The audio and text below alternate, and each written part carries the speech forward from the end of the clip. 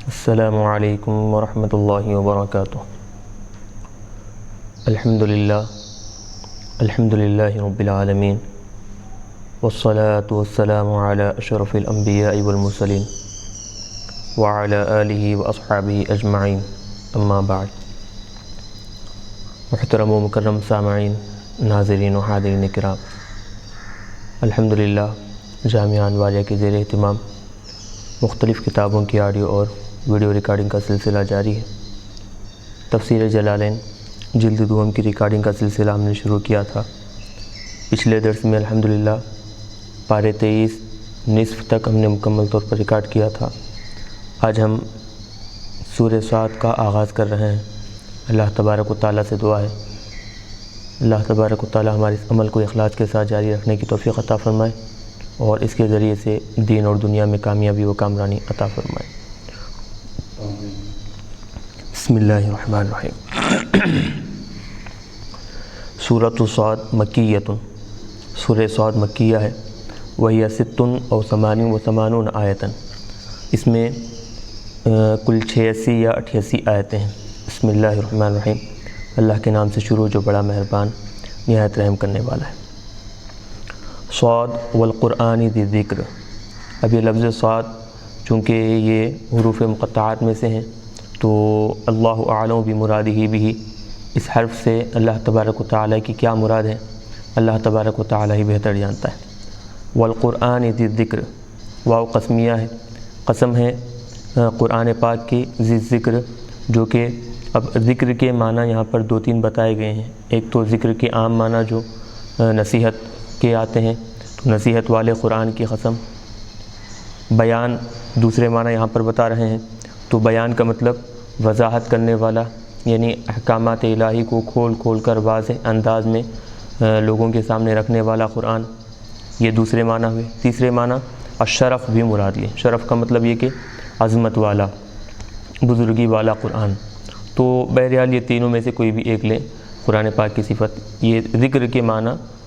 تینوں میں سے کوئی ایک معنی بھی مراد لے سکتے ہیں۔ تو عظمت والے قرآن کی قسم یا پھر نصیحت کرنے والے قرآن کی قسم، یہ معنی۔ تو بہرحال واو قسمیہ ہوا اور القرآن ذی ذکر یہ قسم ہو گیا۔ وجواب ھذا القسم محذوف، اب جواب قسم کے بارے میں بتا رہے ہیں کہ اس قسم کا جو جواب ہے وہ کیا ہے، محذوف ہے۔ وہ کیا ہے، ای مل امر کما قال کفار مکہ من تعدد الآلہۃ، کفار مکہ ان لوگوں کا عقیدہ یہ تھا کہ کئی خدا وہ لوگ بنا لیے تھے، پانی نازل کرنے کے لیے ایک خدا، رزق دینے کے لیے ایک خدا، زندگی دینے والا ایک خدا، مارنے والا ایک خدا، اور پھر خوشیاں دینے والا ایک خدا، پریشانیاں دور کرنے والا ایک خدا۔ تو ایسا ہر کام کے لیے وہ لوگ ایک ایک الگ الگ خدا بنا کر رکھ لیے تھے۔ تو اب قرآن پاک کی قسم کھا کر اللہ تبارک و تعالیٰ کفار مکہ کا یہ جو عقیدہ ہے متعدد خداؤں کا، یعنی کئی خدا وہ لوگ جو بنا لیے تھے، ان کا یہ جو عقیدہ ہے اس کا رد کیا جا رہا ہے۔ مل امر کما قال، معاملہ ویسا نہیں ہے جیسے کہ کفار مکہ نے کہا ہے۔ کیا کہا ہے، من بیانیہ لا کر اس کی وضاحت کر رہے ہیں۔ من تعدد الآلہۃ، متعدد خدا ہونا، یعنی کئی خدا ہیں، یہ جو عقیدہ کفار مکہ رکھے تھے ایسا بالکل بھی نہیں ہے۔ بل الذین کفروا، بلکہ جو لوگ کفر کیے ہیں، من اہل مکہ تھا، اہل مکہ میں کے جو کافر ہیں، وہ کیا ہے، فی عزت۔ اب یہ عزت کے معنی دیکھیں یہاں پر جو بتا رہے ہیں، سرکشی، غرور، یہ معنی ہے عزت، ای حمیت۔ حمیت کے معنی وہی ہے کہ تکبر، غرور، سرکشی، یہ معنی۔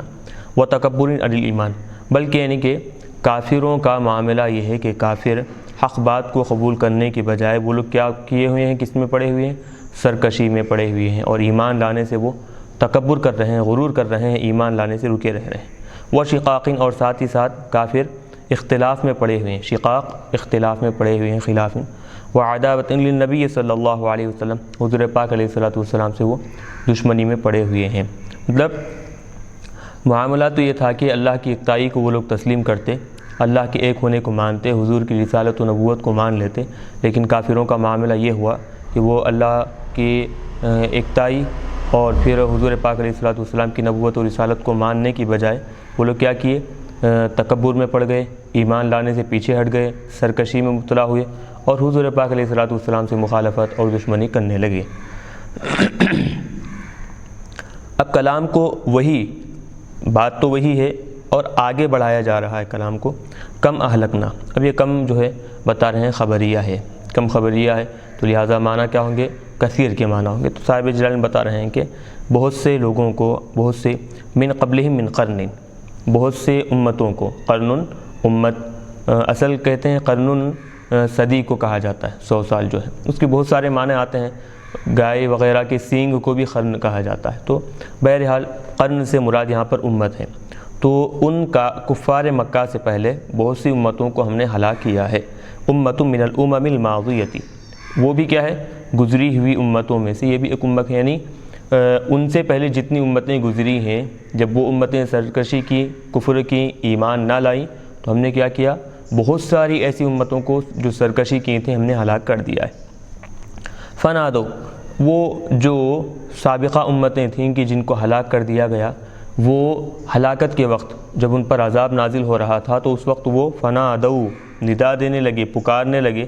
حین نزول العذاب بہم، جب ان پر عذاب الہی نازل ہو رہا تھا ان کی سرکشی کی وجہ سے، ایمان نہ لانے کی وجہ سے، اللہ کا عذاب جب ان پر نازل ہو رہا تھا تو وہ لوگ پکار رہے تھے، ندا دے رہے تھے، لیکن ولا تحین مناس، حالانکہ وہ وقت کیا ہے؟ کوئی وہ وقت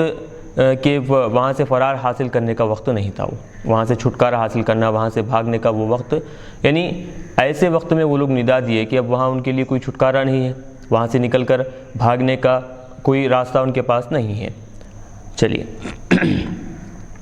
ولا تحین مناس، اب یہ ولا تحین میں یہ جو اللفظ ہے اس کی وضاحت کر رہے ہیں۔ پہلے لا، یہ ما ولا مشابہ بلیسا ہے، ولا تحین میں جو لا ہے وہ ما ولا مشابہ بلیسا ہے، تو صاحب جلالین خود اس کی وضاحت کر رہے ہیں لیسا سے۔ تو لیس الحین، وہ وقت جب عذاب نازل ہو رہا تھا تو وقت حین فرارن، فرار ہونے کا، بھاگنے کا وقت نہیں تھا۔ عذاب جب نازل ہوا تو اللہ تبارک و تعالیٰ کی پکڑ میں آ گیا، تو اب اللہ کی پکڑ سے کون بھاگ سکتا ہے؟ تو وہ جب عذاب ان پر نازل ہو رہا تھا تو وہ وقت فرار ہونے کا وقت نہیں تھا۔ بہرحال لا کے بارے میں بتا دیے کہ یہ کیا ہے؟ مشابہ بلیسا ہے۔ تا کیا ہے؟ جو لمبے تائے مطولہ جو آئی ہے، بتا رہے ہیں والتاء زائدۃ، تا جو ہے یہ زائدہ ہے۔ کیوں لائی گئی ہے یہ؟ لا کے اندر جو نفی کے معنی ہے اس کی مزید تاکید کرنے کے لیے، اس کو مزید مؤکد کرنے کے لیے یہاں پر یہ تا کو لایا گیا ہے۔ والجملۃ حال، یہ پورا جملہ ولا تحین مناس، یہ پورا جملہ جو ہے کیا بن رہا ہے؟ نادو میں جو ہم ضمیر ہے وہ ذوالحال ہوگا اور یہ پورا جملہ کیا ہے؟ حال بن جائے گا۔ والجملۃ حال من فاعل نادو، نادو کا جو فاعل ہے اس سے یہ پورا جملہ حال بن جائے گا۔ مطلب کیا ہے؟ خلاصہ کلام کیا ہے اس آیت کا؟ فنادو ولا تحین مناس، یہ جو آیت ہے، آیت کا حصہ ہے، اس کا کیا مطلب ہے؟ ای استغاث، مطلب یہ کہ وہ لوگ مدد طلب کیے، والحال، اور معاملہ اور حالت ایسی تھی کہ اللہ مرحبا ولا ملجا، کہ ان کو نہ کوئی بھاگنے کا مقام تھا، نہ کوئی پناہ حاصل کرنے کا ان کے لیے کوئی مقام تھا، تو ایسے وقت میں وہ لوگ مدد طلب کیے، ایسی حالت میں وہ مدد طلب کیے۔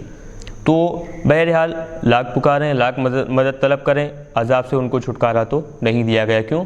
سرکشی کی وجہ سے، ایمان نہ لانے کی وجہ سے ان کو عذاب دے دیا گیا تھا۔ وما اعتبر بہم کفار مکہ، اب بتا رہے ہیں کہ سابقہ امتوں کی ہلاکت کے جو واقعات کفار مکہ کے سامنے بیان کیے جا رہے ہیں، ان واقعات سے یا پھر ہلاک ہونے والے جو لوگ تھے ان سے اور ان کی ہلاکت سے کفار مکہ کیا ہے؟ عبرت حاصل نہیں کیے۔ وما اعتبر بہم، ان سے عبرت حاصل نہیں کیے۔ کفار مکہ تھا، کفار مکہ کہ عذاب جب نازل ہوا تو ان کے پاس اب کوئی چارہ ہی نہیں تھا عذاب کو بھگتنے کے علاوہ، لیکن وہ واقعہ جو ان کے عذاب کا بیان کیا جا رہا ہے، ابھی بھی وقت ہے، کفار مکہ پر عذاب نازل نہیں ہوا، ابھی بھی اگر وہ لوگ سدھر جائیں، سابقہ لوگوں کی ہلاکت کو دیکھ کر اسے عبرت حاصل کر تو وہ لوگ صحیح راستے پر آ سکتے ہیں، عذاب ان سے روک دیا جا سکتا ہے، لیکن ان کے واقعات کو سننے کے باوجود بھی وہ لوگ ان واقعات سے اور ان کی ہلاکت سے عبرت حاصل نہیں کیے۔ وعاجبوا، اور پھر نصیحت حاصل کر صحیح راستے پر آنے کی بجائے وعاجبوا، وہ کفار مکہ تعجب میں پڑ گئے، ان، اس بات سے کہ جاءہم منذر منہم، کہ ان کے پاس انہی میں سے ایک ڈرانے والا آ گیا ہے، تعجب کرنے لگے کہ ان کے پاس انہی میں سے ایک ڈرانے والا، ای رسول من انفسہم، انہی میں سے ایک رسول آ گیا ہے، ینذرہم یخوفہم بالنار بعد البعث، جو مرنے کے بعد دوبارہ اٹھنے کے بعد، یعنی بعث جو مرنے کے بعد دوبارہ اٹھایا جانا ہے، اس وقت عذاب سے وہ کیا ہے لوگوں کو ڈراتے ہیں۔ وہ رسول انہی میں سے آ گئے، اور پھر وہ کیا کرتے ہیں، جو آخرت میں جو آگ کا عذاب ہے اس عذاب سے دنیا میں ہی لوگوں کو ڈراتے ہیں۔ کون ہے وہ نبی صلی اللہ علیہ وسلم، اور وہ حضور پاک علیہ الصلوۃ والسلام کی ذات طیبہ ہے۔ وقال الکافرون، اور پھر کافروں نے یہ بھی کہا۔ اب یہاں بتا رہے ہیں کہ چونکہ پہلے سے ہی سورہ کے شروع سے ہی کافروں کا تذکرہ ہو رہا ہے، تو جب عربی زبان کا قاعدہ یہ ہے کہ جب ایک مرتبہ کسی اسم ظاہر کو ذکر کیا جاتا ہے، دوسری مرتبہ وہی اسم ظاہر جب مراد ہوتا ہے تو کیا کرتے ہیں، اس کی طرف اسم ظاہر لانے کی بجائے اسم ضمیر لا کر پہلے والے اسم کی طرف لوٹاتے ہیں۔ یہ قاعدہ عربی زبان کا ہے، لیکن یہاں پر کیا کیا گیا دیکھیں، وقالو کہنے کی بجائے وقال الکافرون اسم ظاہر رکھا گیا ہے۔ وقال الکافرون، قالو آنا چاہیے تھا، ہم ضمیر مراد بالکل درست ہو جاتی، لیکن قالو کی بجائے الکافرون اسم ظاہر رکھا گیا ہے۔ فیہ وضع الظاہر موضع المضمر، اسم ضمیر کی جگہ پر یہاں پر کیا ہے، اسم ظاہر کو رکھا گیا ہے۔ ھذا ساحر کذاب، تو کافروں نے کہا کہ یہ ایک جادوگر ہیں اور کذاب جھوٹے ہیں۔ نعوذ باللہ، حضور پاک علیہ السلام کے بارے میں انہوں نے اس طرح نامناسب اور ناشائستہ الفاظ استعمال کیے کہ یہ جادوگر ہیں اور جھوٹے ہیں۔ اجعل الآلہۃ الہا واحدا، اب کافروں کا ہی یہ کلام آگے چل رہا ہے کہ کافروں نے یہ بھی کہا کہ کیا وہ جعل میں ہوا ضمیر حضور کی طرف لوٹے گی، کیا وہ محمد عربی صلی اللہ علیہ وسلم کئی خداؤں کو ایک خدا بنا رہے ہیں؟ کیا جو کئی خدا ہیں، ہر عمل کے لیے الگ الگ خدا ہے، ان سب کو مٹا کر ان سب کو ختم کر کر صرف ایک خدا بتا رہے ہیں؟ حیث قال لہم، اس طور پر کہ انہوں نے، یعنی جب حضور پاک علیہ الصلوۃ والسلام نے کفار مکہ سے کہا قولوا لا الہ الا اللہ، یہ لا الہ الا اللہ کہو، یہ جو بات ہے، تو انہوں نے انکار کیا۔ لا الہ کا مطلب ہے کہ سارے معبودوں کی نفی، صرف اللہ تبارک و تعالیٰ کے معبودیت کا اقرار، اس بات، تو یہ بات ہوئی، تو سارے معبودوں کی نفی کرا کر صرف ایک خدا کا وہ ثبوت دے رہے ہیں، ایک خدا کے اقرار کرنے کو وہ کہہ رہے ہیں۔ تو کفار مکہ، جب حضور نے کہا کہ لا الہ الا اللہ کہو، تو کفار مکہ کیا ہے، حضور کی بات پر اعتراض کرنے لگے اور کہنے لگے کہ کیف یسع الخلق کلہم الہ واحد، ایک خدا ساری کی ساری مخلوق کی کیسی دیکھ بھال کر سکتا ہے؟ وسع یسع کی معنی وسعت اور کشادگی والا، کشادگی کے ہیں، تو اب معنی کیا ہے کہ ایک خدا یہ ساری مخلوق کی دیکھ بھال کیسے کرے گا، ان سب کی حفاظت کیسے کرے گا، ان سب کی ضروریات کیسے پوری کرے گا؟ یہ وہ لوگ حضور پاک علیہ الصلوۃ والسلام کی باتوں کا مذاق اڑاتے ہوئے کہے، اور کہا آگے ان ھذا لشیء عجاب، بے شک یہ تو ایک کیا ہے، ایک تعجب خیز چیز معلوم ہوتی ہے، عجیب، تعجب خیز چیز معلوم ہوتی ہے۔ وانطلق الملأ منہم، ان میں سے ایک جماعت کیا ہے، چلے اٹھ کھڑے ہو گئی، انطلق ينطلق کے معنی چلے جانا، ان میں سے ایک جماعت کیا ہے، اٹھ کر چلے گئی، بمجلس اجتماعہم، ان کے جمع ہونے کی جو مجلس تھی جہاں پر وہ جمع ہوئے تھے، عند ابی طالب۔ یہ واقعہ کب کا ہے دیکھیں کہ بات دراصل حضرت ابو طالب رضی اللہ، حضرت ابو طالب جو ہے جب آپ کے وصال کا وقت بالکل قریب آیا تو کفار مکہ نے یہ سوچا کہ اب اگر ہم ابو طالب کے پاس جا کر محمد عربی صلی اللہ علیہ وسلم کا معاملہ یہیں کا یہیں ختم نہ کریں تو ہوگا یہ، جیسے ہی ابو طالب وصال کریں گے تو ان کا وصال ہوتے ہی ہماری طرف سے ان کے لیے تکلیفیں زیادہ ہوں گی، تو لوگ ہمیں طعنہ دیں گے۔ جب تک حضرت ابو طالب تھے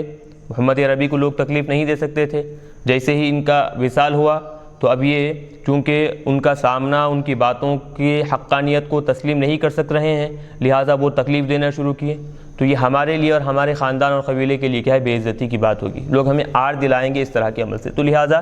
یہ جو بھی معاملہ ہے حضرت ابو طالب جب تک باحیات ہیں ان کے زندگی میں ہی کیا کریں گے، ہم اس معاملے کو یہیں کہیں ختم کر دیں گے۔ چنانچہ یہ سارے مشورے کی باتیں ہونے کے بعد جو کفار مکہ میں سے جو بڑے بڑے سردار تھے وہ ایک بڑی جماعت لے کر حضرت ابو طالب کے پاس گئے۔ حضرت ابو طالب کے پاس جانے کے بعد انہوں نے سارا معاملہ کیا کہ دیکھیں آپ کے بھتیجے اس طرح کی باتیں کرتے ہیں، لہٰذا آپ کیا ہے ان کو نصیحت کیجئے کہ ایک ہم ایسے طریقے کو اختیار کریں گے کہ جس سے نہ ہمارے دین پر کوئی اثر پڑے گا نہ ان کی دین پر کوئی اثر پڑے گا۔ کیا طریقہ ہے وہ طریقہ یہ ہوگا کہ ہم ان کے خدا کو برا بھلا نہیں کہیں گے، وہ ہمارے خدا کو برا بھلا نہ کہیں۔ بات بالکل درست، ہم اپنی جگہ پر ہماری عبادت کریں گے اور وہ اپنی جگہ پر اپنی عبادت کریں۔ تو یہ بات حضرت ابو طالب کے سامنے انہوں نے کہی۔ تو اب دیکھیں حضرت ابو طالب کے سامنے جب یہ بات کہی تو حضرت ابو طالب کیا کیے، حضور پاک علیہ الصلوۃ والسلام کو بلوائے۔ حضور پاک علیہ الصلوۃ والسلام جب تشریف لائے تو حضرت ابو طالب نے کہا کہ دیکھیں یہ کفار مکہ کے بڑے بڑے سردار ہیں، یہ آپ کے سامنے کچھ باتیں رکھ رہے ہیں، وہ اگر آپ مناسب سمجھے تو وہ باتیں قبول کر لیں، مان لیں، تو اس میں کیا ہے، ایک تو اتحاد باقی رہے گا اور امن رہے گا، اور پھر کیا ہے وہ جو دشمن ہیں آپ کو تکلیف نہیں پہنچا سکیں گے۔ یہ باتیں یعنی کہ ایک مشوروں کے طور پر بہت ساری باتیں حضرت ابو طالب نے کہی۔ تو حضور پاک علیہ الصلوۃ والسلام یہ ساری باتیں سننے کے بعد کہنے لگے کہ چچا جان، میں صرف ایک بات کا ان سے مطالبہ کرتا ہوں، صرف ایک بات میں ان سے مانگتا ہوں، بلکہ وہ ایک بات کے بدلے میں یہ لوگ جو بھی کہیں گے میں ان کے ماننے کے لیے تیار ہوں۔ صرف ایک بات وہ کیا کریں، وہ مجھ سے کریں، وہ میری ایک بات مان لیں، میں ان کی ساری بات ماننے کے لیے تیار ہوں۔ یہ کوئی بات، وہ ایسی بات ہے کہ اگر وہ لوگ مان لیں گے، عرب میں بھی ان کی حکومت ہوگی اور عرب کے ساتھ ساتھ عجم میں بھی ان کو سردار تسلیم کر لیا جائے گا۔ وہ ایک بات مان لیں بس۔ تو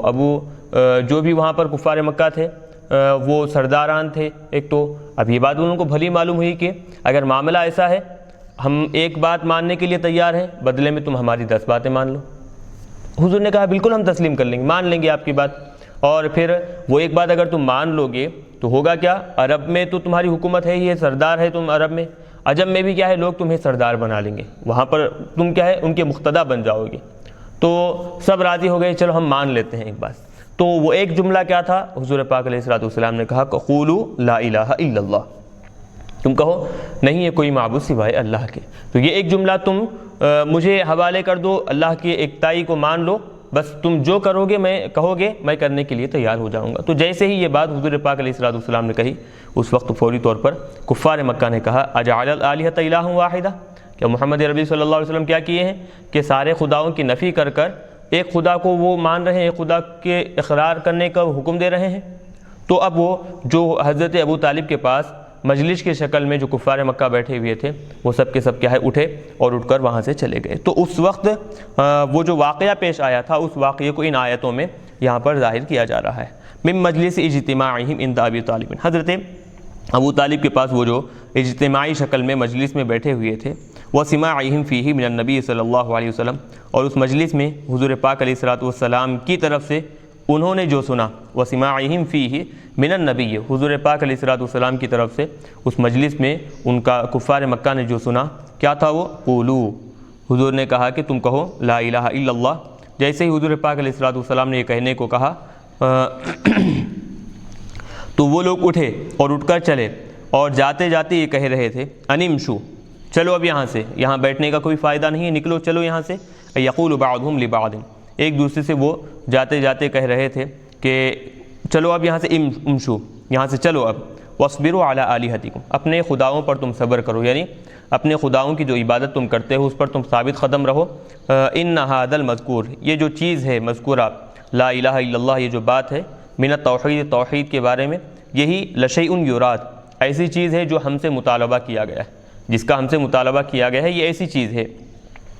اور یہ چیز کے معاملے میں دیکھیں ما سمعنا بہذا، اس چیز کے بارے میں فی الملت الآخرہ، ملت آخرہ جو ہے اس سے پہلے جو ملت، یعنی حضور پاک علیہ الصلوۃ والسلام سے پہلے کون، حضرت عیسیٰ علیہ الصلوۃ والسلام کی امت ہے، تو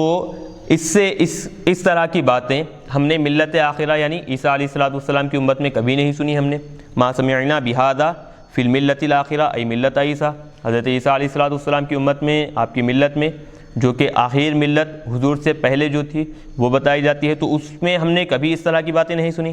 ان ھذا الا اختلاق، یہ نہیں ہے مگر کیا ہے، گھڑی ہوئی باتیں۔ اختلاق یختلق، اختلاق کیا ہے، اپنی طرف سے جھوٹی باتیں گھڑنا۔ تو وہ کافر یہ حضور پاک علیہ الصلوۃ والسلام کی باتوں کے بارے میں کہنے لگے کہ یہ حقیقت پر مبنی بات نہیں ہے، بلکہ کیا ہے، جھوٹی باتیں جو گھڑی گئی ہیں، کذب، کھڑی گئی ہیں۔ آگے بتا رہے ہیں اَأُنزِلَ عَلَيْهِ الذِّكْرُ مِن بَيْنِنَا، کہ ہمارے درمیان اتنے بڑے بڑے شرف والے ہیں، مالدار لوگ ہیں، عزت والے لوگ ہیں، ہمارے درمیان اتنے سب بڑے بڑے لوگوں کو چھوڑ کر کیا صرف انہی پر وحی اترتی ہے؟ قرآن پاک صرف ان کو ہی دیا گیا ہے جو نہ عزت کے اعتبار سے، مقام و مرتبے کے اعتبار سے، نہ مالداری کے اعتبار سے، کسی بھی اعتبار سے دیکھیں جو ہم سے بڑھ کر نہیں ہیں؟ تو جب ہم اتنے بڑے بڑے مالدار ہیں، عزت و شرف والے ہیں، سرداران ہیں، تو ہم سب کو چھوڑ کر کیا ان پر وحی اتاری گئی ہے؟ کیا ان کو نبی بنایا گیا ہے؟ یعنی اس طرح کی باتیں کر کر وہ حضور کے نبی ہونے کو اور حضور پر قرآن پاک کے اترنے کا وہ انکار کیا کرتے تھے۔ تو اس کے بارے میں بتا رہے ہیں کہ انزل علیہ، کیا ان پر اتاری گئی ہے، ای اعلیٰ محمد، حضور پاک علیہ الصلوۃ والسلام پر اتاری گئی ہے، ذکر یعنی قرآن پاک، من بیننا ہمارے درمیان، یعنی ہمارے درمیان ہم لوگوں کے علاوہ ذکر قرآن پاک کیا صرف انہی پر اتارا گیا ہے کیا؟ ولیس باکبرنا، اور اس حال میں کہ وہ ہم سے بڑے بھی نہیں ہیں اور نہ ہم سے زیادہ عزت و شرف والے ہیں۔ مطلب یہ اس طرح کی باتیں کر کر وہ جو حمزہ ہے، حمزہ استفہام انکاری ہے، یعنی وہ اس طرح کی باتیں کر کر دراصل انکار کرتے تھے کہ قرآن پاک حضور پر اتارا نہیں گیا ہے، ای لم ینزل علیہ، قرآن آپ پر اتارا نہیں گیا ہے۔ چلیے بات ہوئی۔ اب یہ انزلہ میں جو اختلاف قراءت ہے اس کو بتا رہے ہیں بتحقیق الحمزتین، دونوں حمزوں کی تحقیق کے ساتھ، انزلہ و تسہیل الثانیتی، دوسری قراءت دوسرے حمزے کو مسہل کر کر انزلہ، و ادخال الف بینہما علی الوجہین و ترکہ، اور دونوں صورتوں میں دونوں حمزوں کے درمیان الف کا اضافہ کر کر انزلہ انزلہ، اور اس کو چھوڑ کر بھی پڑھا گیا ہے۔ تو بہرحال چار طریقوں سے اس کو پڑھا، انزلہ کو پڑھا گیا ہے۔ تو بہرحال کفار مکہ کہنے لگے کہ ہمارے درمیان محمد عربی صلی اللہ علیہ وسلم پر قرآن اتارا جاتا ہے کہ جو نہ ہم سے بڑے ہیں مالداری کے اعتبار سے، نہ عزت و شرف کے اعتبار سے ہم سے بڑھ کر ہیں۔ قال تعالی، ان کے اس قول میں ان کے اس قول کا رد کرتے ہوئے اللہ تبارک و تعالیٰ نے کہا، بل ہم فی شک من ذکری، بلکہ حقیقی بات تو یہ ہے کہ وہ میرے ذکر کے بارے میں، میرا ذکر مطلب میری طرف سے جو اتارے جانے والا قرآن ہے، وحی ہے، وحی میری جو وحی ہے میری طرف سے جو اتاری جاتی ہے اس کے بارے میں وہ لوگ شک میں پڑے ہوئے ہیں۔ القرآن یعنی کہ وحی سے مراد قرآن پاک کے بارے میں وہ لوگ شک میں پڑے ہوئے ہیں، حیث کذبوا الجائی بہ، اس طور پر کہ قرآن کو لانے والے جو نبی ہیں ان کو وہ جھٹلا دیے ہیں۔ تو لانے والے نبی کو جھٹلانا گویا لائی ہوئی چیز کو جھٹلانا ہے، تو حضور کو جھٹلا رہے ہیں، تو معلوم ہوا کہ حضور کو جھٹلانے کا مطلب یہ کہ حضور جو قرآن پاک کو لائے ہیں اس کو جھٹلا رہے ہیں۔ تو وہ قرآن حضور اپنی طرف سے بیان نہیں کیے بلکہ وہ میری طرف سے وہی اتاری گئی ہے، تو میری طرف سے جو کتاب آ رہی ہے، اتاری جا رہی ہے، وہ لوگ اس میں کیا ہے، شک میں پڑے ہوئے ہیں۔ تو اس طرح بل اب بتا رہے ہیں کہ بلکہ حقیقی بات تو یہ ہے کہ لما یذوق العذاب، اب تک وہ کیا ہے، عذاب کا مزہ چکے نہیں ہیں۔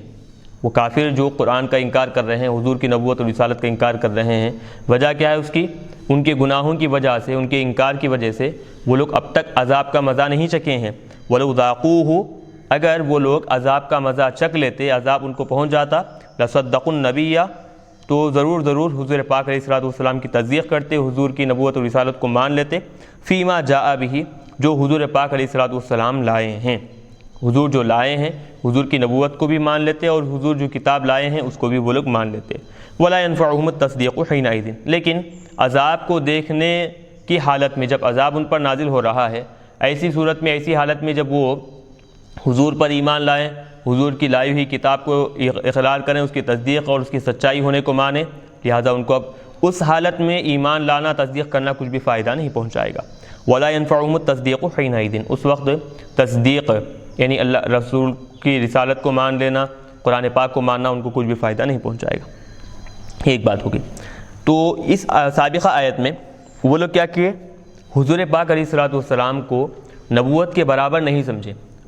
انہوں نے یہ سمجھا کہ ان کے پاس نہ مالداری ہے، نہ عزت و شرف ہے، نبوت ان کو کیسے حاصل ہو سکتی ہے، وہ نبی کیسے بن سکتے ہیں۔ تو یعنی کہ حضور نبی بننے کے قابل نہیں ہیں، نعوذ باللہ انہوں نے یہ کہا۔ تو ان کے رد میں اللہ تبارک و تعالیٰ نے آیت کریمہ آگے نازل فرمائی ہے، وہ یہ، ام عندہم خزائن رحمت ربک العزیز الوہاب، کیا ان کے پاس، ام عندہم، کیا ان کفار مکہ کے پاس، خزائن رحمت ربک،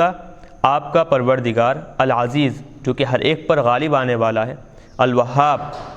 جو کیا ہے ہر ایک کو عطا کرنے والا ہے جس کو چاہے، من النبوتی وغیرہ، نبوت جس کو چاہے وہ عطا کرتا ہے، جو بھی نعمت اس کے علاوہ جتنی بھی چیزیں ہیں وہ جس کو دینا چاہتا ہے وہ دیتا ہے۔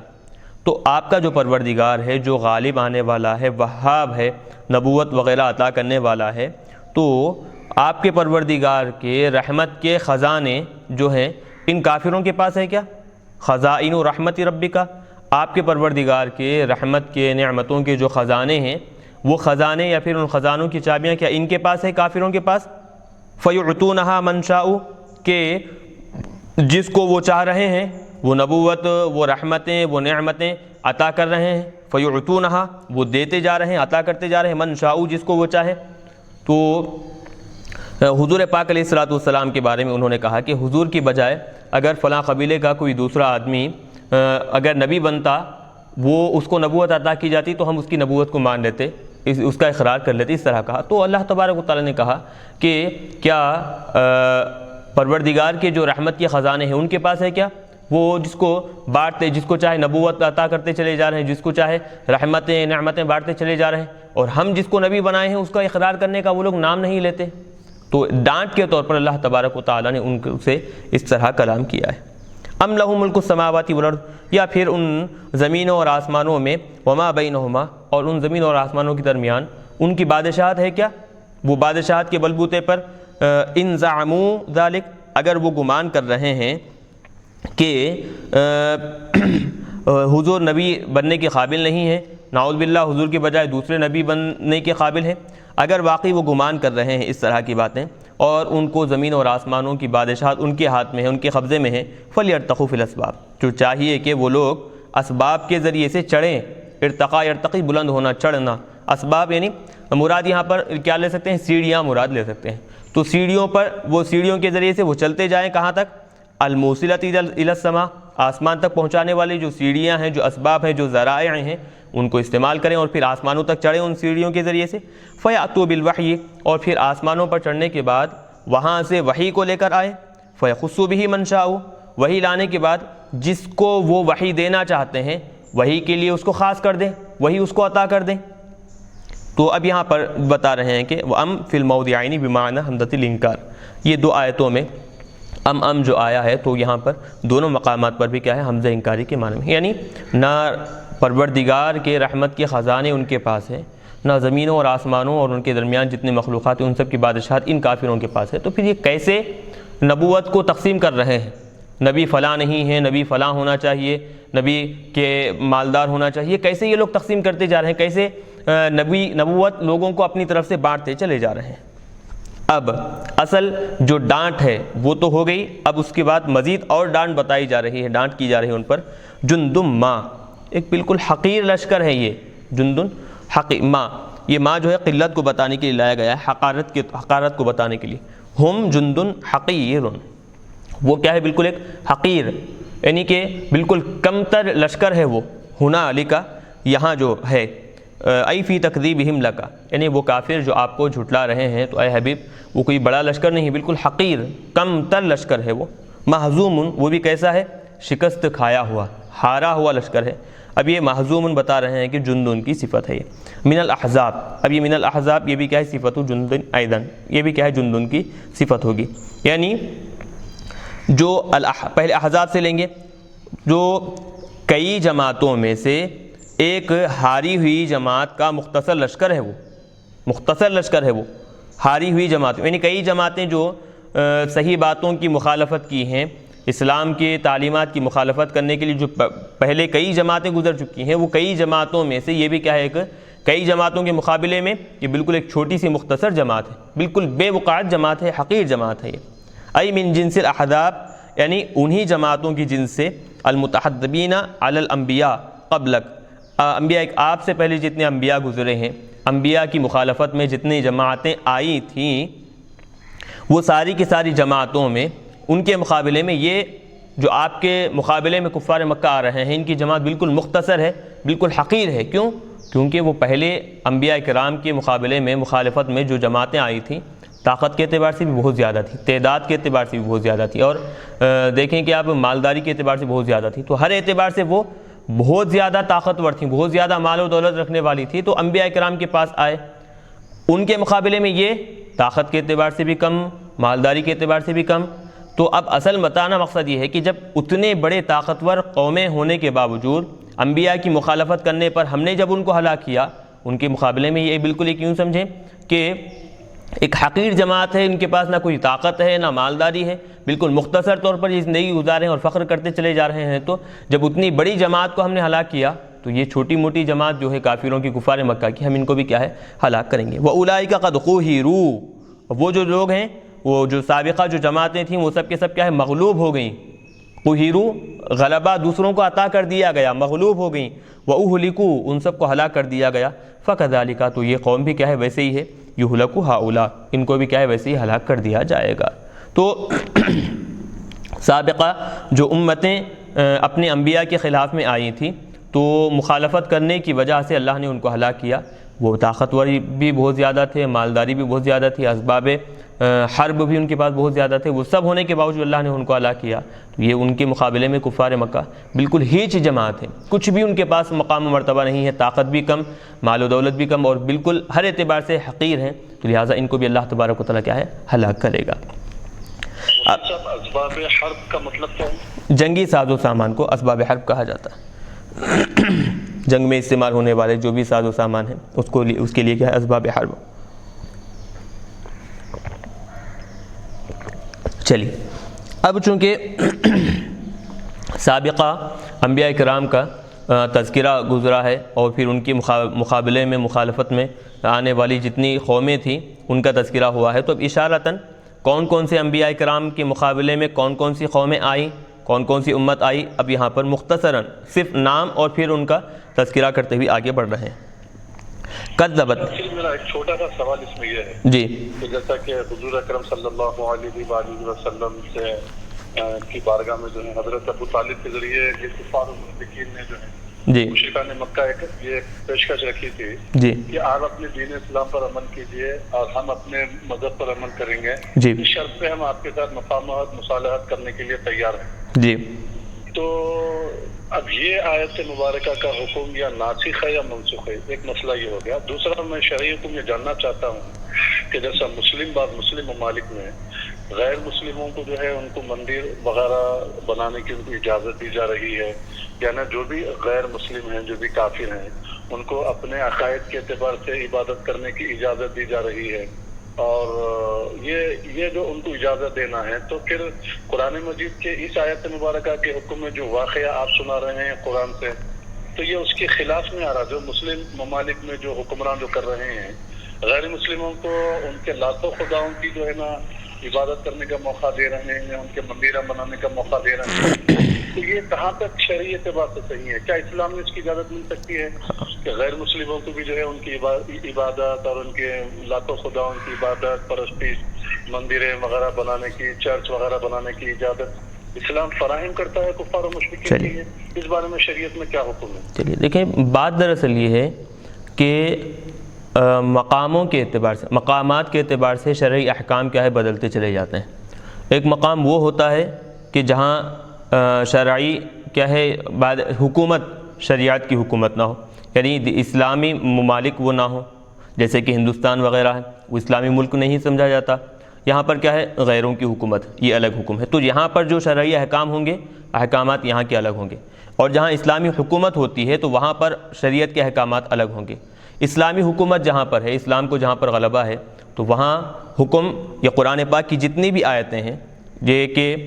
اسلام کی دعوت پیش کی جائے گی، اسلام کی باتیں اگر وہ مانیں تو بہتر ہے، نہ مانیں تو ان کی مخالفت میں، ان کی کیا ہے ان کے خلاف میں کارروائی کی جائے گی۔ یہ سارے کے سارے احکامات اس مقام پر ہے جہاں پر کیا ہے اسلامی ملک ہو وہ، اور پھر کیا ہے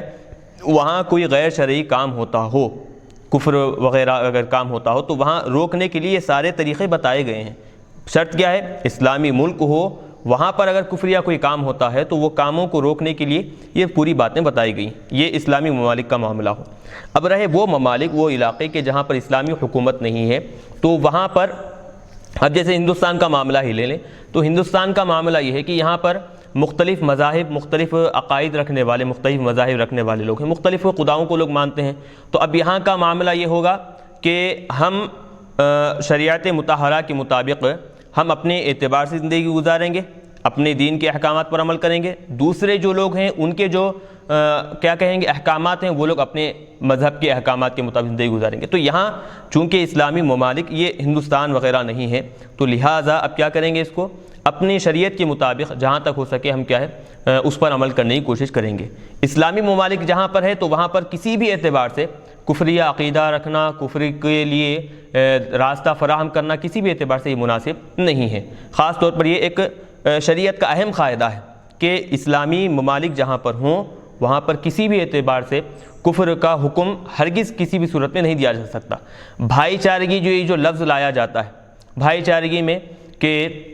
ہم کیا ہے محبت کو، امن کو بڑھانا چاہتے ہیں، دوستی کو بڑھانا چاہتے ہیں، کفر کے اجازت ان کو دے کر، مندر بنانے کی اجازت ان کو دے کر، تو یہ بھائی چارگی اسلام کے احکامات میں، شرعی احکامات میں بھائی چارگی تصور نہیں کی جائے گی۔ آپ دوستی کا ہاتھ بڑھائیے، کھانے پینے کے معاملات میں، مدد کرنے کے معاملات میں مدد کیجیے، بالکل یہ درست ہے، لیکن اسلامی احکامات کی مخالفت میں آ کر آپ بھائی چارگی کو برقرار رکھنا چاہتے ہیں اور دوسری طرف اسلام کے احکامات کو آپ پس پشت ڈالنا چاہتے ہیں، اس کو ٹھکرانا چاہتے ہیں، یہ آپ کے لیے بالکل درست نہیں ہے۔ تو خلاصہ کلام یہ کہ جہاں اسلامی ممالک ہوں گے وہاں پر کسی بھی اعتبار سے کفر کو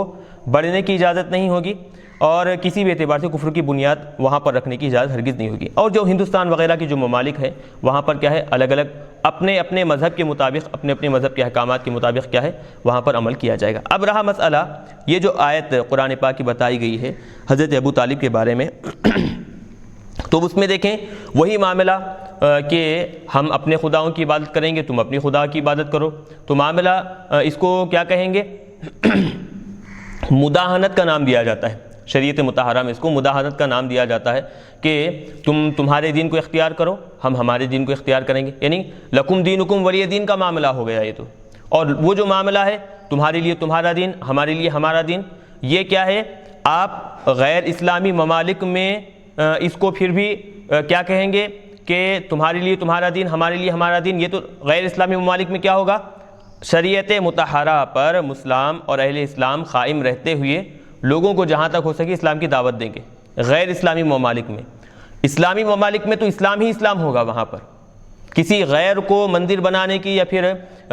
بتوں کی عبادت کرنے کی اجازت اسلامی ممالک میں ہرگز نہیں ہوگی۔ کیوں؟ اب وہاں پر لکم دینکم ولی دین کا جو معاملہ ہوگا وہاں پر وہ منسوخ سمجھا جائے گا۔ تو اس اعتبار سے دیکھیں تو کفار مکہ، مشرکین مکہ حضرت ابو طالب کے ذریعے سے حضور کے پاس جو پیغام پہنچائے تھے تو حضور وہی دعوت دیے لا الہ الا اللہ کہو، اب یہی حکم تمہارے لیے لازم اور ضروری ہے۔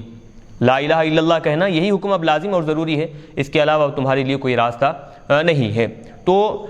کفار مکہ جو طریقہ لے کر آئے تھے، جو باتیں حضور کے سامنے رکھے تھے، تو حضور نے صراحت کے ساتھ ان کا انکار کیا۔ تو حضور کے اس عمل سے معلوم ہو رہا ہے کہ اسلامی ممالک میں اگر کوئی کافر یہ بات لے کر آئے کہ ہم آپ کے ملک میں مندر بنائیں گے، عبادت کرتے رہیں گے، تو حضور کا یہ عمل، حضور کا یہ قول اس بات کا جواب دے رہا ہے کہ اب تمہارے لیے اسلامی ممالک میں صرف اور صرف ایک ہی راستہ ہے، وہ یہ لا الہ الا اللہ کو۔ اگر نہ مانے تو تمہارے لیے کیا ہے یا تو جنگ کرنے کا حکم ہوگا یا صرف کیا ہے ان کو وہاں سے نکال دینے کا حکم دیا جائے گا۔ تو یہ جو اسلامی ممالک میں جو مندریں وغیرہ بنائی جا رہی ہیں، اللہ بچائے، اللہ حفاظت کرے امت مسلمہ کی، کسی بھی اعتبار سے کیا ہے اس کی اجازت نہیں ملتی۔ اب رہے وہ علاقے جو غیر اسلامی ممالک ہیں، تو وہاں پر اب جیسے ہندوستان کا معاملہ ہی ہے تو مختلف مذاہب والے رہتے ہیں، تو ہر ایک کو اپنے اپنے مذہب کے مطابق عمل کرنے کا اختیار رہے گا، حکم رہے گا۔ اور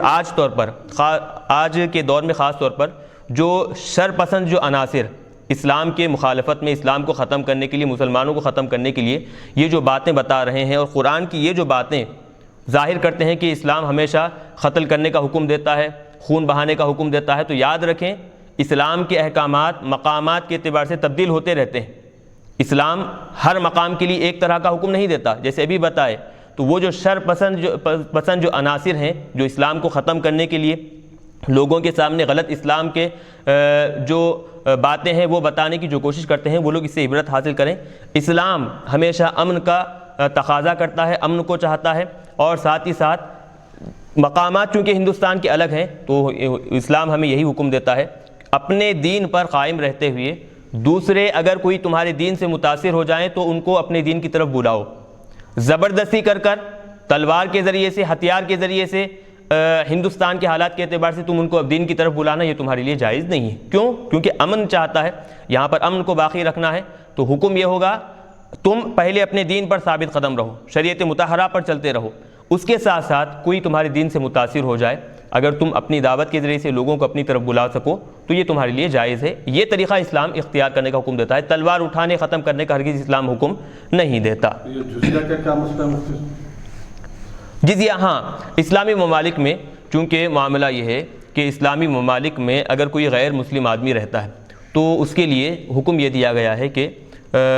غیر مسلم کے مال کی حفاظت کے لیے, اس کے جان کی حفاظت کے لیے کہ کوئی دوسرا اس کو نقصان نہ پہنچائے, اس کے مال کی حفاظت کے لیے کیا ہے اسلام کی طرف سے کچھ روپیہ مقرر کر دیا گیا, کچھ رقم مقرر کر دی گئی ہے, وہ رقم ادا کر دیں. وہ رقم ادا کرنے کے بعد اب اسلامی ملک کیا ہے, جو حکومت ہے وہ حکومت کیا ہوگی, اس کے مال کی محافظ ہوگی, حفاظت کرنے والی ہوگی, اس کی جان کی حفاظت کرنے والی ہوگی, تو کوئی دوسرا آدمی اس کو نقصان نہیں پہنچا سکے گا. تو وہاں پر رہنے کے لیے اس کی جان کی, اس کی مال کی حفاظت کے لیے کیا ہے کچھ ٹیکس, کچھ جزیہ یعنی کہ مقرر کر دیا جاتا ہے. تو یہ کوئی غیر معمولی بات نہیں ہے, یہ کوئی کیا غیر مفہوم بات نہیں ہے. اب یہاں پر خاص طور پر اب دیکھیں کہ ہندوستان کا معاملہ بھی لے لیں. ہندوستان میں مختلف مالدار لوگ ہیں جو ٹیکس ادا کرتے ہیں. تو ٹیکس جو ادا کیا جاتا ہے وہ کیوں ادا کرتے ہیں ٹیکس؟ تو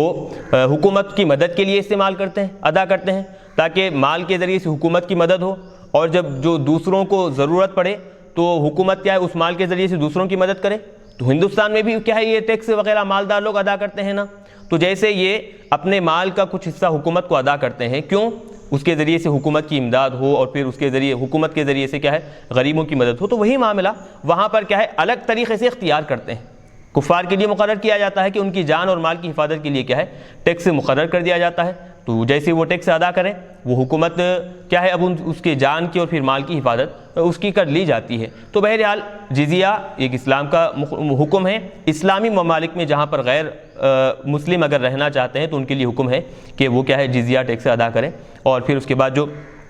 غیر اسلامی ممالک ہے تو وہاں پر یہ حکم نہیں رہیں گے, کیونکہ وہاں پر مختلف مذاہب کے لوگ رہتے ہیں تو ان کے لیے یہ وہاں جزیہ وغیرہ کا حکم نہیں لگے گا. یاد رکھیں کہ یہ بات جو ابھی میں نے بتائی کہ جزیہ کے بارے میں, یہ شر پسند جو عناصر ہے اسلام کی مخالفت میں آنے والے, وہ لوگ خاص طور پر یہ بات بڑے شذ و مت کے ساتھ لوگوں کے سامنے پھیلاتے ہیں کہ اسلامی ملک میں کافر کو رہنے کے لیے پیسے دینا پڑتا ہے, اور پھر کافروں کے ملک میں مسلمانوں کو رہنے کے لیے پیسے دینے کی ضرورت نہیں ہے. تو یاد رکھیں کہ ہر ایک مذہب کے اپنے اپنے عقائد ہوتے ہیں, ہر ایک مذہب کے اپنے اپنے کیا ہے احکامات ہوتے ہیں. تو وہ مذہب اپنے احکامات کے مطابق آگے بڑھے گا.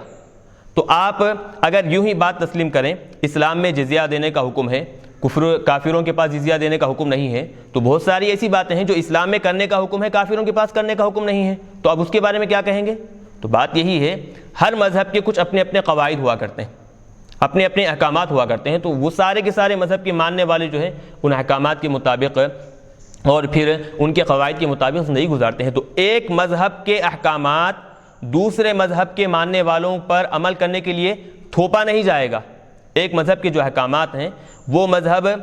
کے احکامات کو دوسرے مذہب کے ماننے والوں پر تھوپا نہیں جائے گا. جیسے کہ یہاں پر جو ہندوستان کے جو احوال ہیں وہاں پر زبردستی طور پر شر پسند جو عناصر ہیں وہ لوگ اس طرح کا کرنے کی ناپاک کوشش کیا کرتے ہیں. تو بہرحال تو یہ ایک الگ بحث ہے, انشاءاللہ تفصیلی گفتگو ہم کبھی موقع ملا تو ہم اس پر گفتگو کریں گے, بیان کریں گے. تو بہرحال یہ جو بات ہے کہ اب کے دور میں بھی اگر کوئی آدمی مسلمانوں کے پاس آ کر کہے کہ تم ہمارے خداؤں کو برا بھلا مت کہو, ہم تمہارے خداؤں کو برا بھلا مت نہیں کہیں گے, تو کیا اب کے دور میں اس طرح کا عمل جائز ہے کیا؟ تو جواب خود حدیث میں ہے کہ حضور پاک علیہ الصلوۃ والسلام سے کفار مکہ نے یہی کہا, تو حضور نے کہا کہ ایسا نہیں ہے, لا الہ الا اللہ, یہ بات کہو, یہ تمہارے لیے بہتر ہے. تو دنیا میں بھی تمہارے لیے بھلائی والا عمل ہے یہ, اور آخرت میں بھی تمہارے لیے کیا ہے فائدہ پہنچانے والا عمل ہے. چلیے, تو بات چل رہی تھی کہ پہلے والے امتوں پر جتنے امتیں جیسے اپنے اپنے انبیاء کرام کے خلاف میں کیسے آئیں, وہ کون کون ہیں, اب یہاں سے مختصر تذکرہ ہو رہا ہے. کذبت قبلہم قوم نوح, ان سے پہلے نوح علیہ الصلوۃ والسلام کی قوم کیا ہے نوح علیہ الصلوۃ والسلام کو جھٹلائی. تو اب یہ کذبت جو مؤنث لائے ہیں بتا رہے ہیں قوم کو یہاں پر معنوی اعتبار سے امت کے معنی میں یا پھر جماعتن کے معنی میں لیں گے. تو امتن بھی مؤنث ہے اور جماعتن بھی مؤنث ہے. تو قومن اگرچہ لفظ مفرد ہے، یہ مذکر ہے، لیکن معنوی اعتبار سے اس کے اندر امتن جماعتن مؤنث کے معنی ہے، تو اسی لیے کذبت کو کیا ہے مؤنث لایا گیا ہے۔ تانیث قوم باعتبار المعنی، قوم کو یہ جو مؤنث لایا گیا ہے، قوم کو مؤنث لانا مطلب قوم کی وجہ سے کذبت کو مؤنث لانا، یہ کیا ہے باعتبار المعنی، قوم کے معنوی اعتبار سے اس کو اس طرح ذکر کیا گیا ہے۔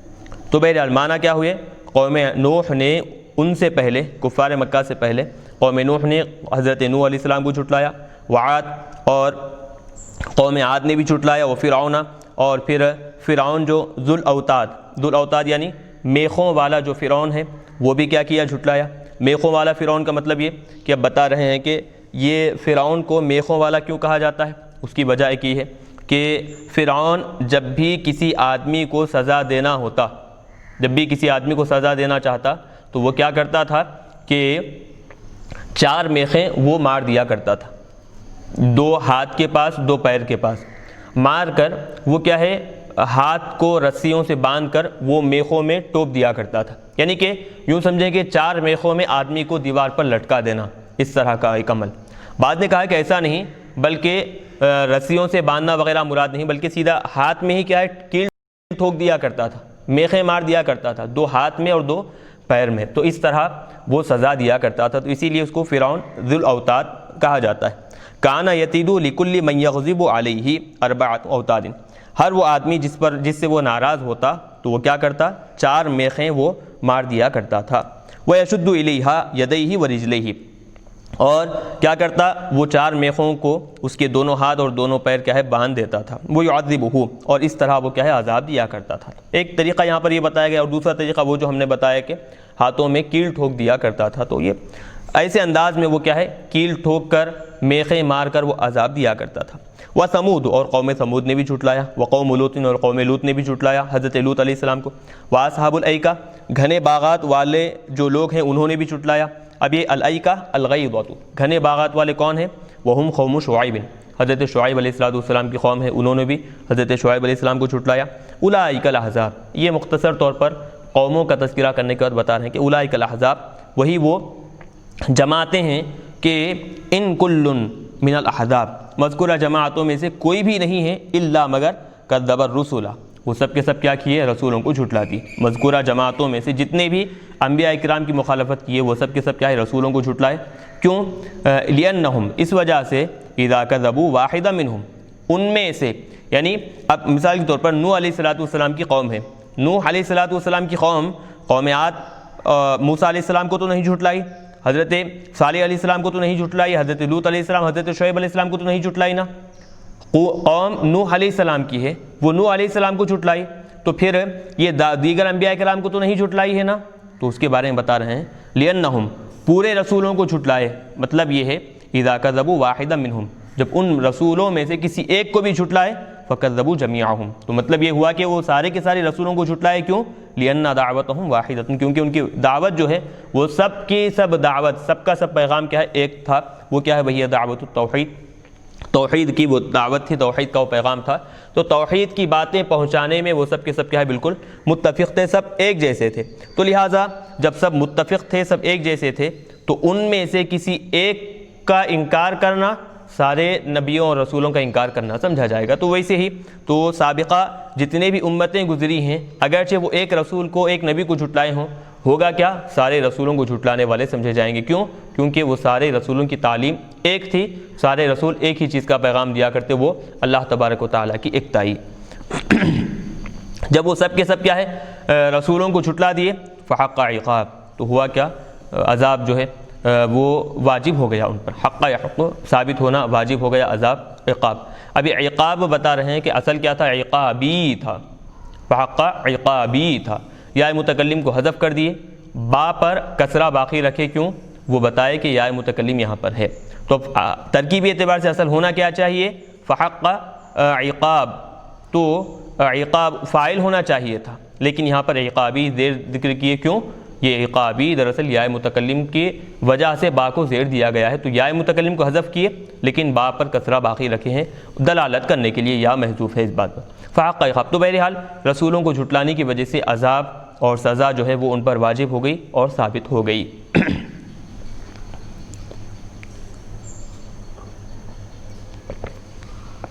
آگے بتا رہے ہیں وما ينظر هؤلاء، اور یہ کفار مکہ انتظار نہیں کر رہے ہیں مگر کس چیز کا انتظار کر رہے ہیں؟ صیحۃ واحدۃ، صرف اور صرف ایک چیز کا انتظار کر رہے ہیں، یعنی ہی نفقۃ القیامہ، قیامت کے قائم ہونے کا جو نفقہ ہوگا، یعنی کہ سور جو پھونکا جائے گا قیامت قائم کرنے کے لیے، تو وہ ایک چیز کا بس یہ کفار مکہ انتظار کر رہے ہیں۔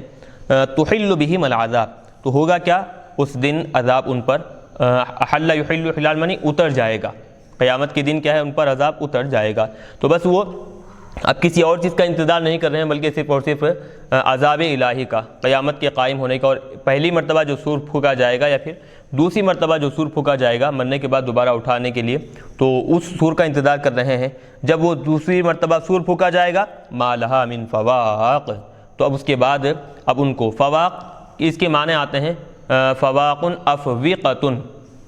فا کے زبر کے ساتھ، فا کے پیش کے ساتھ، بفتح الفاء و ضمها، رجوع یعنی لوٹنا۔ تو اب جب عذاب ان پر نازل ہوگا، اتر جائے گا، تو اب وہاں عذاب سے لوٹنا ان کے لیے اب کوئی راستہ لوٹنے کا نہیں ہوگا، ما لہا من فواق، لوٹنے کا ان کے لیے کوئی راستہ نہیں ہوگا، بفتح الفاء و ضمها رجوع۔ تو مطلب یہ کہ اب وہ کافر اپنے عذاب کا انتظار کر رہے ہیں، جب عذاب ان پر نازل ہوگا تو اب وہ عذاب سے بچنے کا، بچ کر نکل کر جانے کا یا پھر لوٹنے کا ان کے پاس کوئی راستہ نہیں ہوگا۔ چلیے آگے بتا رہے ہیں کہ جب یہ آیت کریمہ نازل ہوئی فاما من اوتی کتابہ بیمینی، کہ اب رہے وہ لوگ کہ جیسے قرآن پاک میں مختلف مقامات پر بتایا گیا ہے کہ جو نیک وکار لوگ ہوں گے نامہ اعمال ان کے سیدھے ہاتھ میں دیا جائے گا،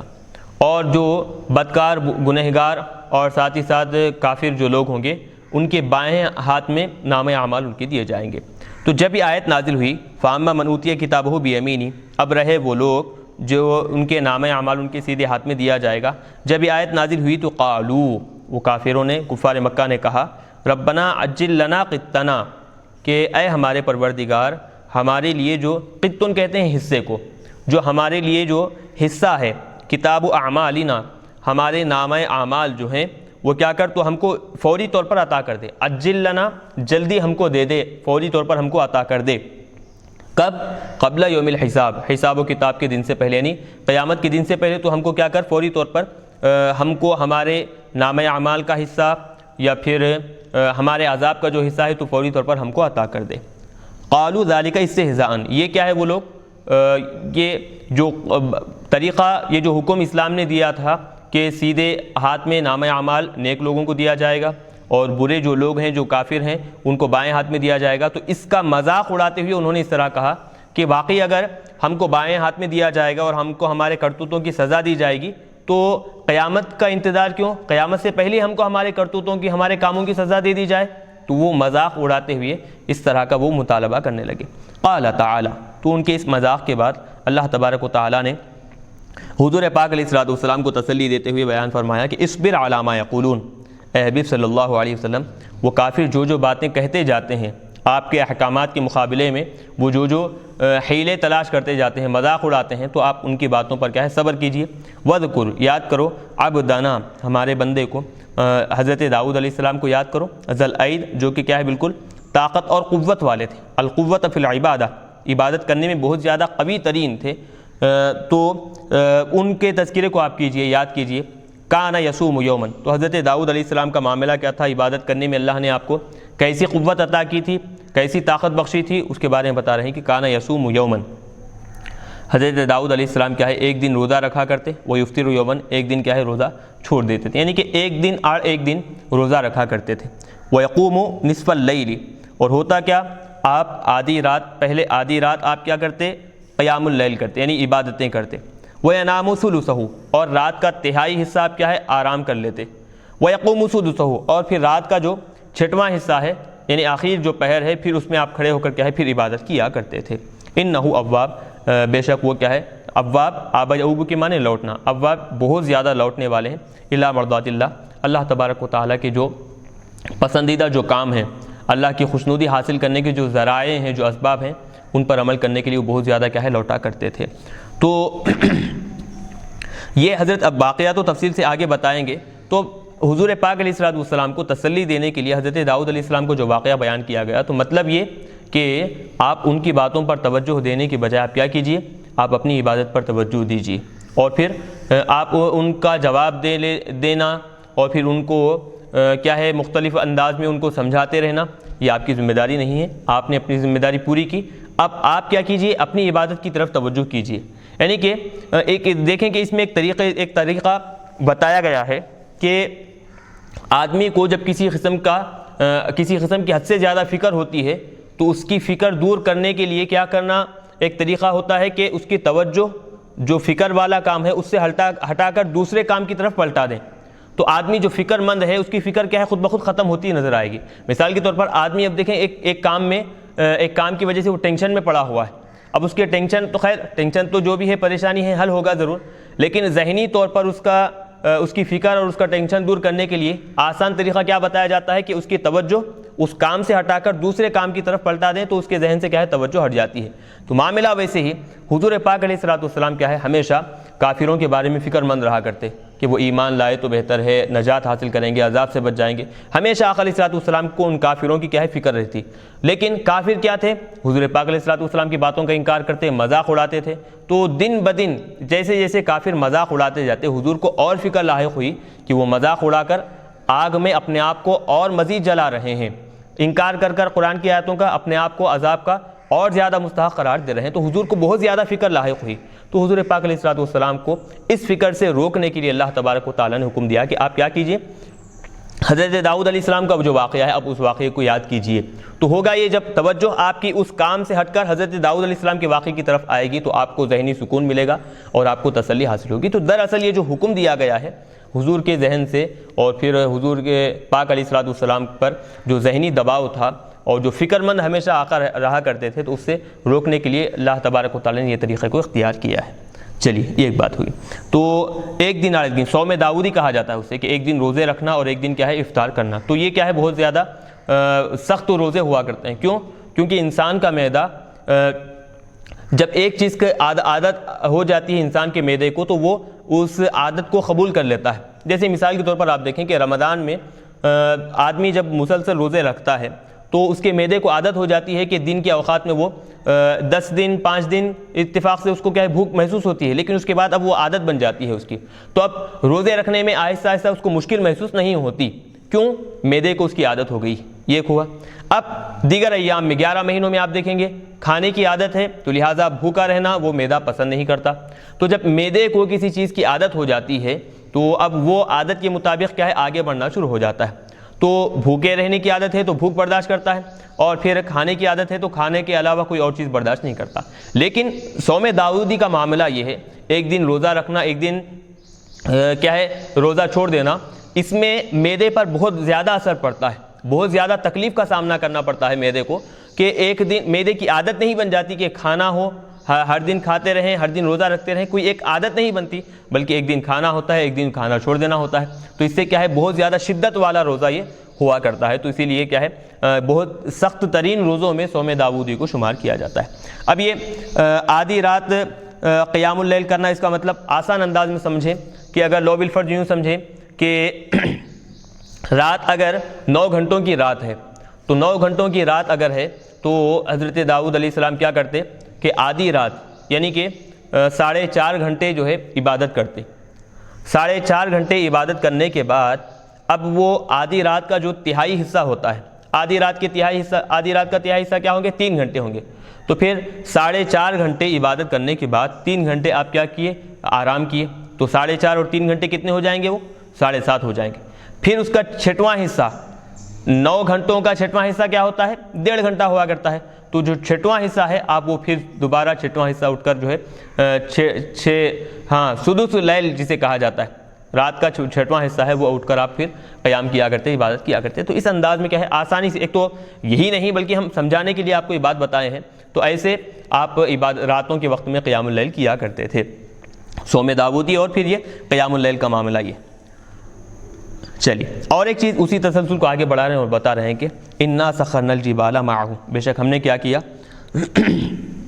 حضرت داؤد علیہ السلام کے ساتھ پہاڑوں کو ہم نے مسخر کر دیا، یسبحن بتسبیحہ، حضرت داؤد علیہ السلام کے ساتھ کیا ہے وہ تسبیح بیان کیا کرتے تھے۔ تسبیح کرتے، ذکر و اذکار میں مصروف ہوتے، بالعشی صبح کے وقت میں، بالعشی یعنی کہ شام کے اوقات میں، وقت صلاۃ العشاء یعنی نماز کے اوقات ہیں اس وقت میں، والاشراق اشراق یعنی صبح، وقت صلاۃ الضحیٰ جو صبح کی نماز جو ہے ضحیٰ جو نماز ہے اس کے وقت میں وہ کیا کرتے، حضرت داؤد علیہ السلام کے ساتھ تسبیح بیان کیا کرتے تھے۔ وہ ہوا ان تشرق الشمس ویتنا، اور وہ کب وہ ہے اشراق کا، یہ صلاۃ الضحیٰ کا وقت کون سا ہے تو بتا رہے ہیں وہ وقت ہوتا ہے کہ جب سورج طلوع ہو جائے اور اس کی روشنی پوری اپنی انتہا کو پہنچ جائے، یعنی بہت زیادہ سورج کا اچھی طرح روشن ہو جانا جسے کہتے ہیں، وہ وقت یہاں پر مراد ہوگا۔ وَيَتَنَاهَا ضَوْءُهَا، اس کی روشنی کیا ہے، اپنی انتہا کو پہنچ جائے، یعنی بہت زیادہ گرم ہو جائے، گرمی محسوس ہونے لگے، روشنی ہو جائے۔ تو بہرحال ہم نے کیا ہے پہاڑوں کو مسخر کر دیا، وہ پہاڑ حضرت داؤد علیہ السلام کے ساتھ شام کے اوقات میں، دن کے اوقات میں کیا ہے وہ ذکر اور تسبیح کیا کرتے تھے۔ وَسَخَّرْنَا الطَّيْرَ مَحْشُورًا، اور ہم نے کیا ہے پرندوں کو جمع ہونے کے لیے مسخر کر دیا، مقرر کر دیا ہم نے، محشورا ای مجموعۃ الیہ، آپ کے پاس جمع ہونا، تسبح معہ، وہ پرندے بھی کیا کرتے آپ کے پاس جمع ہوتے اور آپ کے ساتھ ذکر و اذکار کرتے، تسبیح کیا کرتے تھے۔ کلن، وہ سب کے سب، یعنی من الجبال والطیر، پرندے ہو پہاڑ وغیرہ ہو، وہ سب کے سب کیا ہے لہو اواب، ان کی طرف یعنی حضرت داؤد علیہ السلام کے پاس وہ کیا ہے لوٹنے والے، رجاع الی طاعتہ بالتسبیح، تسبیح اور تحلیل کے ذریعے سے، ذکر و اذکار کے ذریعے سے حضرت داؤد علیہ السلام کی اطاعت و فرما برداری کرنے کی طرف وہ بار بار لوٹ کر آتے، یعنی جب بھی آپ حکم دیتے پہاڑوں کو تو وہ پہاڑ فوری طور پر ذکر و اذکار میں مصروف ہو جاتے، آپ کے ساتھ آ جاتے، پرندوں کو حکم دیتے تو فوری طور پر وہ آپ کے ساتھ ذکر کرنے کے لیے جمع ہو جایا کرتے تھے۔ وَشَدَدْنَا مُلْكَهُ، آگے بتا رہے ہیں کہ ہم نے ان کی بادشاہت کو مضبوط بنایا، قوت عطا فرمائی، قوت بخشی ہم نے ان کی بادشاہت کو، ای قویناہ بالحرس، اب یہ حرس یا پھر بالحرس دو طرح اس کو پڑھا گیا ہے، حارس کی جمع ہوگی پہرے داروں کے ذریعے سے، والجنود اور لشکر کے ذریعے سے، کانا یحرس محرابہ، آپ کا جو محراب تھا اس کی پہرے داری کرتے، کل لیلۃ، ہر رات کتنے لوگ پہرے داری کرتے، 30,000 رجل، کہ 30,000 لوگ آپ کے محراب کی پہرے داری کرنے کے لیے مصروف تھے، ہر رات 30,000 لوگ کیا ہے آپ کی محراب کی پہرے داری کیا کرتے تھے۔ اب یہ محراب سے مراد کیا ہے، اب یا تو خاص عبادت کرنے کی جو جگہ ہے وہ مراد ہو سکتی ہے کہ جہاں پر آپ جو حصہ گھر میں آپ عبادت کرنے کے لیے خاص کر لیے تھے وہ مراد ہوگا، یا نہیں تو محراب سے مراد آپ کا جو حجرہ خاص ہے، جو آپ کا خاص کمرہ ہے وہ مراد ہوگا۔ تو وہاں پر پہرے داری کتنے لوگ کرتے تھے، ہر رات 30,000 لوگ پہرے داری کیا کرتے تھے۔ تو اب 30,000 لوگ خالی محراب کی پہرے داری کرنے کا مطلب اب دیکھیں، اس سے اندازہ لگائیں کہ صرف پہرے داری کرنے کے لیے ایک کمرے کی 30,000 لوگ ہیں، تو اب دیگر کتنا لشکر ہوگا ان کا، اور پھر کیسے وہ لوگ تعداد میں کتنے زیادہ ہوں گے، اس سے خود بخود اندازہ ہو سکتا ہے۔ تو بہرحال اس طرح ہم نے کیا ہے ان کی بادشاہت کو مضبوط کیا، وَآتَيْنَاهُ الْحِكْمَةَ وَفَصْلَ الْخِطَابِ، اور ہم نے کیا ہے ان کو حکمت یعنی کہ نبوت، والإصابة فی الامور، اور معاملات میں ہر اعتبار سے درستگی ہم نے کیا ہے ان کو عطا فرمائی، وفصل الخطاب، اور پھر فصل الخطاب کا مطلب یعنی ہر کام میں ایسی وضاحت جو تشفی بخش ہو، ہر کام میں البیان الشافی فی کل قصد، ہر کام میں ایسی وضاحت جو کیا ہے بالکل تشفی بخش ہو، تو ایسی وضاحت کیا ہے کرنے کا ملکہ ہم نے حضرت داؤد علیہ السلام کو عطا فرمایا۔ چلیے اب یہاں سے ایک واقعہ شروع ہو رہا ہے حضرت داؤد علیہ السلام کا، وہ واقعہ ہم کیا ہے انشاءاللہ آئندہ کے درس میں رکھیں گے۔ اب چونکہ بات ابھی 3-4 واقعات حضرت داؤد علیہ السلام کے بارے میں ہی ہوں گے، تو اس میں بہت ساری نصیحتیں ہیں، انشاءاللہ ہم آئندہ درس میں ان نصیحتوں، ان واقعات کو بھی بیان کریں گے، اور واقعات کے ساتھ ساتھ وہ جو نصیحتیں ان واقعات کی ضمن میں اللہ تبارک و تعالیٰ لوگوں کو دے رہا ہے اس پر بھی ہم گفتگو کریں گے۔ آج کے درس کو ہم یہیں پر روکیں گے۔ وصلی اللہ تعالی وسلم علی خیر خلقہ محمد وعلی آلہ واصحابہ اجمعین برحمتک یا ارحم الراحمین والحمد للہ رب العالمین۔